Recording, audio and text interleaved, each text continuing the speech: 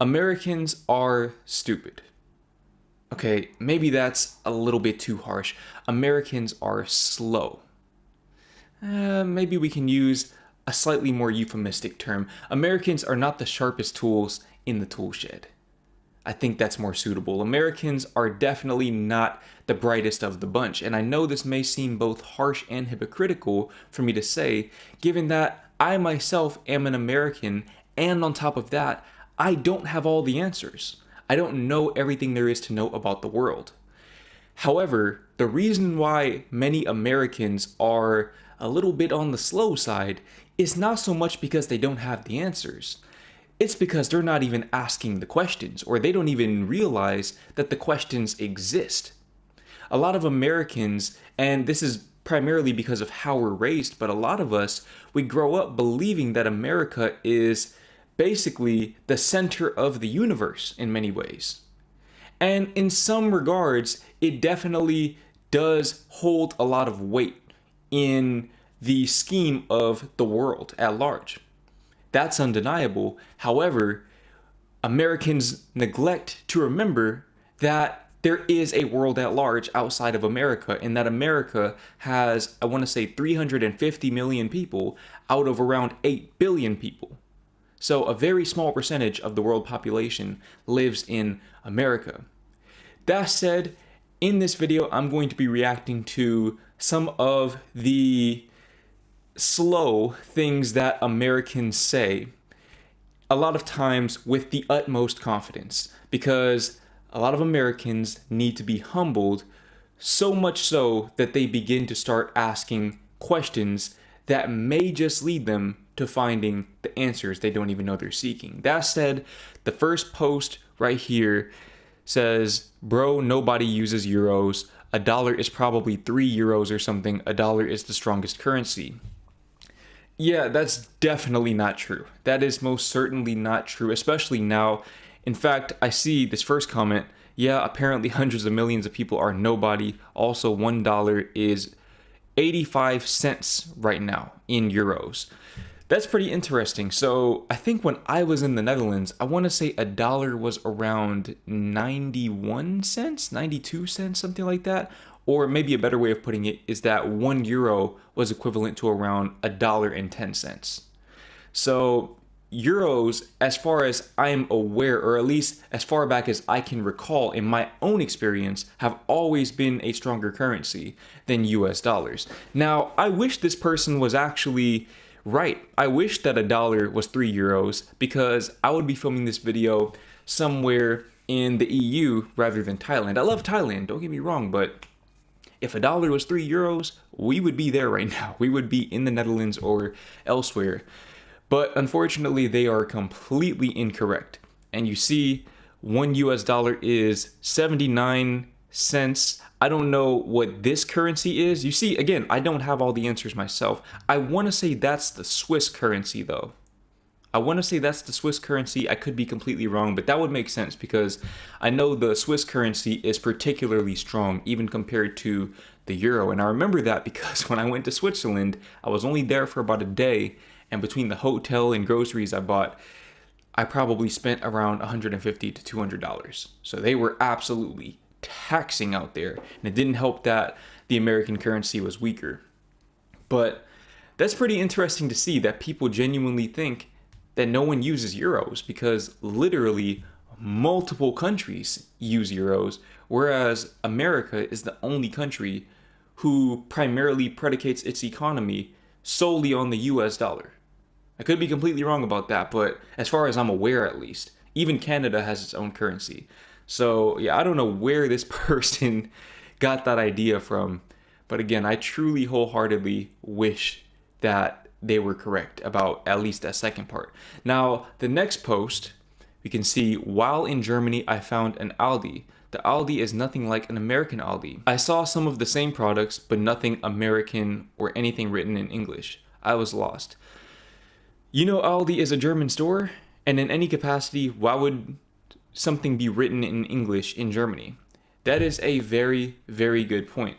That's a very good point. And actually, it's a good question, but at the same time, I feel like it depends on what country you're in Europe. Because in the Netherlands, what I found is that a lot of times you can find things that are written in both Dutch and English. But I know some countries in Europe, Spain for one, you can't really find things, or it's much more difficult to find things that are written in English as one of the secondary languages.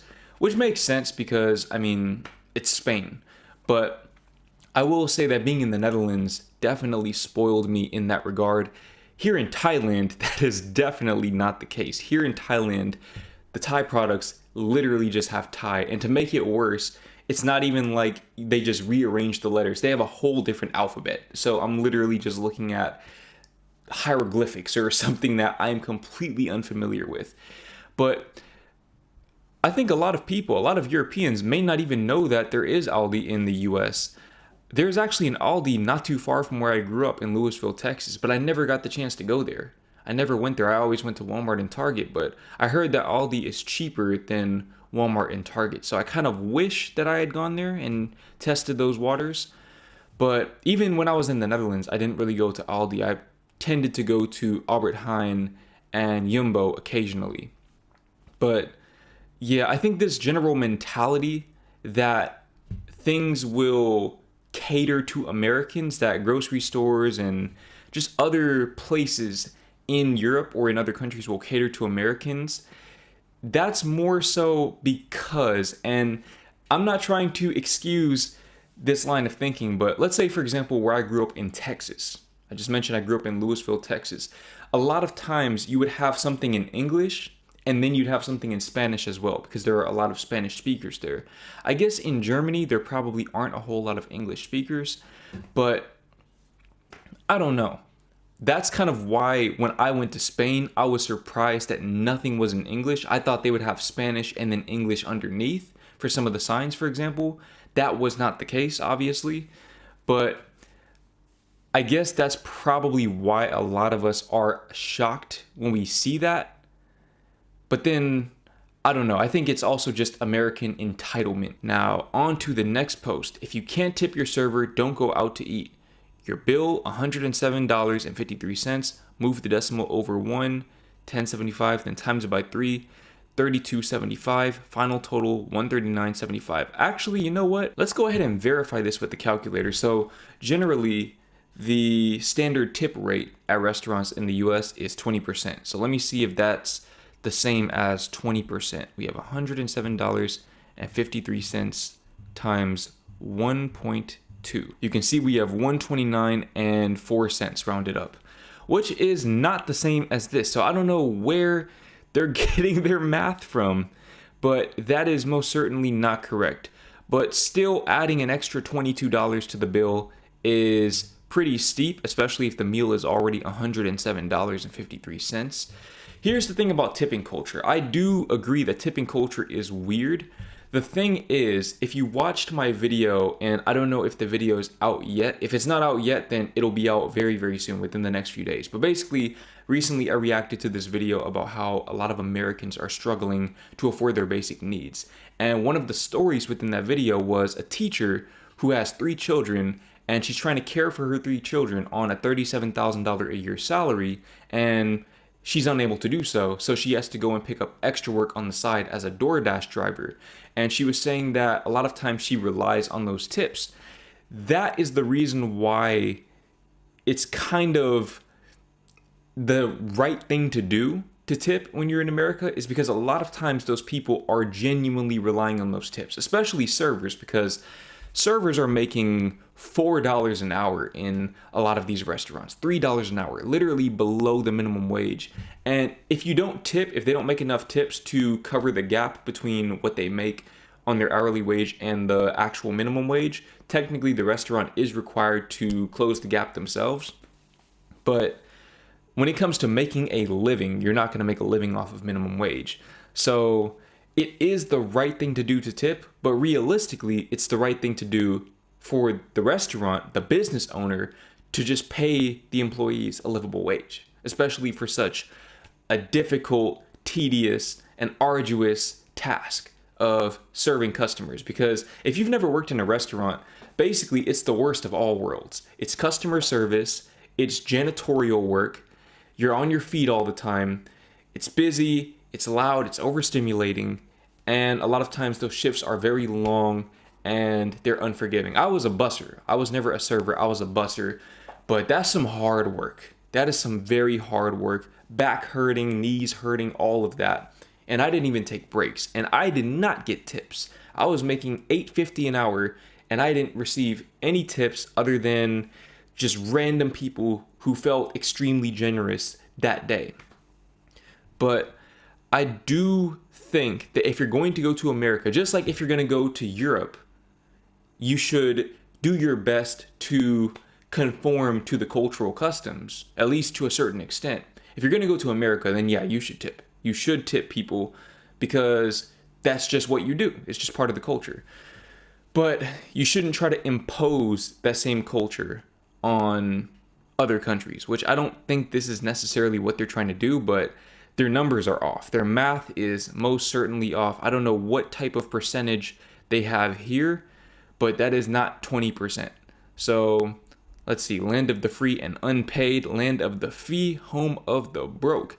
Yes, that is very, very true. Very, very true. On to the next post. Kind of strange that people would be asking an Italian how to make pasta when it was invented by an American.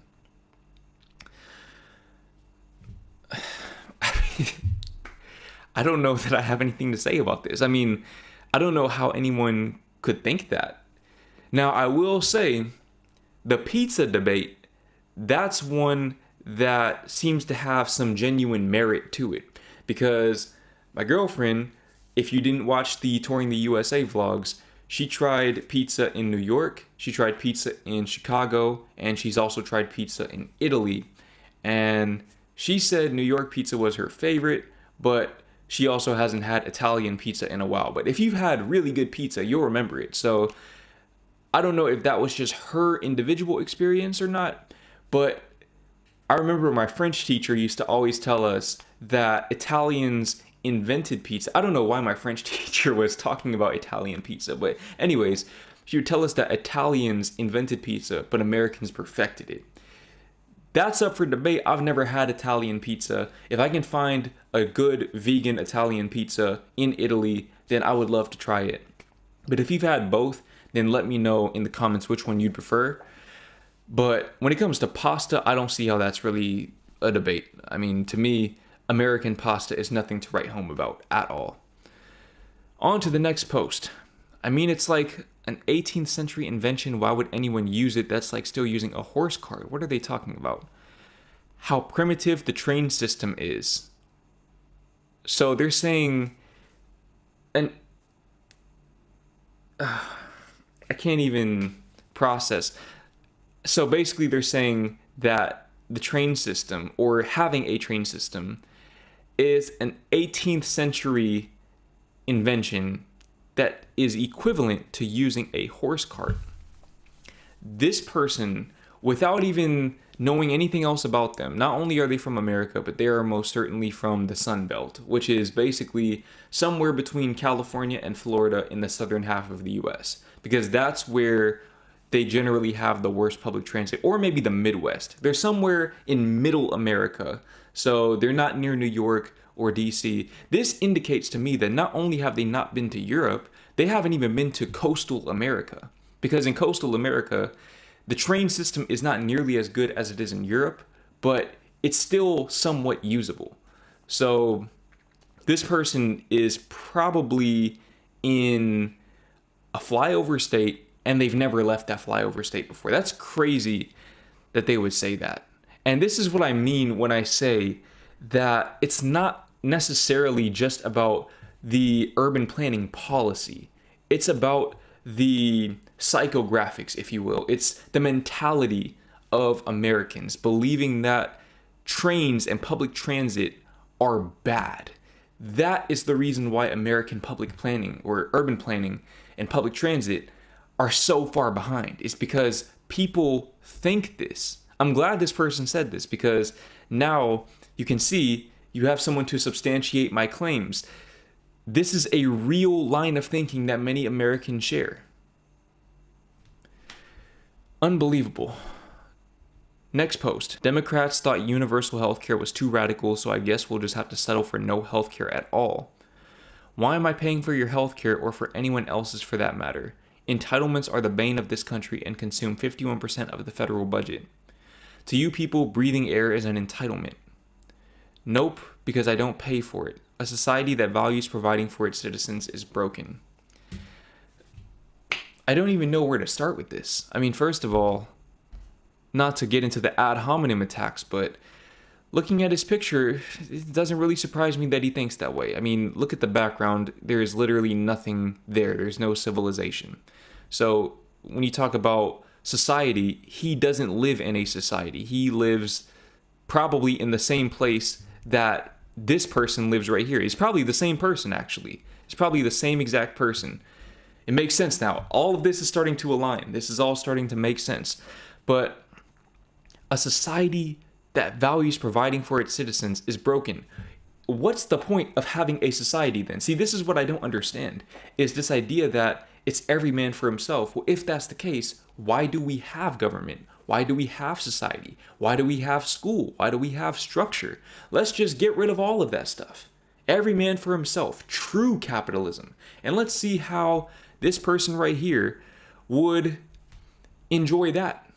Let's see how they would feel about being in a truly capitalist place, which, if you want an example of true capitalism, look no further than a lot of third world countries. Now, of course, the dynamics are a little bit different in the sense that there's corruption involved, so people don't really have the opportunity to advance.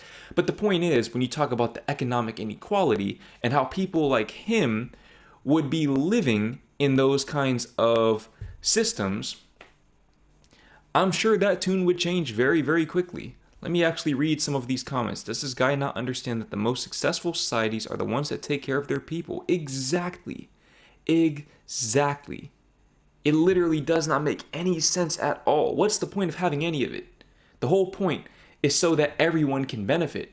Everyone has, at least theoretically, a feasible chance of advancing with the opportunities at their disposal.